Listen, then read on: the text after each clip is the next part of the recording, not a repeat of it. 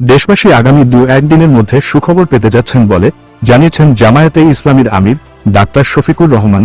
বুধবার সন্ধ্যায় প্রধান উপদেষ্টা ডক্টর মুহাম্মদ ইউনূসের সঙ্গে সংলাপ শেষে রাজধানীর ফরেন সার্ভিস একাডেমি থেকে বেরিয়ে সাংবাদিকদের তিনি এই কথা জানান। সংলাপের বিষয়ে জামায়াতের আমির বলেন, অপপ্রচার মোকাবিলায় আমরা সরকারের সঙ্গে কাজ করব।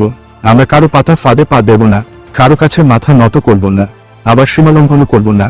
2-1 দিনের মধ্যে সুখবর পাবেন আশা করি। সরকারকে সহযোগিতা করছেন জানিয়ে ডাক্তার শফিকুর রহমান বলেন, দেশের সার্বভৌমত্বের প্রশ্নে কোনো ছাড় নয়, সব ষড়যন্ত্র মোকাবিলা করতে আমরা ঐক্যবদ্ধ। তিনি বলেন, বর্তমানে ভারতের ভূমিকা অসহিষ্ণু। চরমপন্থা যেদিক থেকেই আসুক আমরা ঘৃণা করি।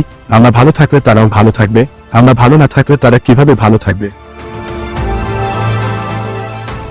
শফিকুর রহমান বলেন, ভারতের অপপ্রচার বন্ধে অন্তর্বর্তী সরকারকে ভারতের সঙ্গে আলোচনা করে সুনির্দিষ্ট প্রস্তাব দেওয়ারও দাবি জানিয়েছে জামায়াতে ইসলামী। বুধবার বিকেলে রাষ্ট্রীয় অতিথি ভবন সুগন্ধায় রাজনৈতিক দলগুলোর সঙ্গে সংলাপে বসেন প্রধান উপদেষ্টা। এ সময় সকল মিথ্যার বিরুদ্ধে দেশবাসীকে ঐক্যবদ্ধ হওয়ার আহ্বান জানান প্রধান উপদেষ্টা।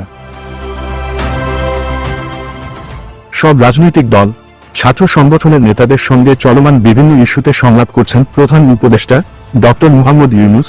এর অংশ হিসেবে আজ বিএনপি, জামায়াত ও গণতন্ত্র মঞ্চ সহ 12 দলীয় জোটের প্রতিনিধি দল সংলাপে অংশ নিয়েছেন।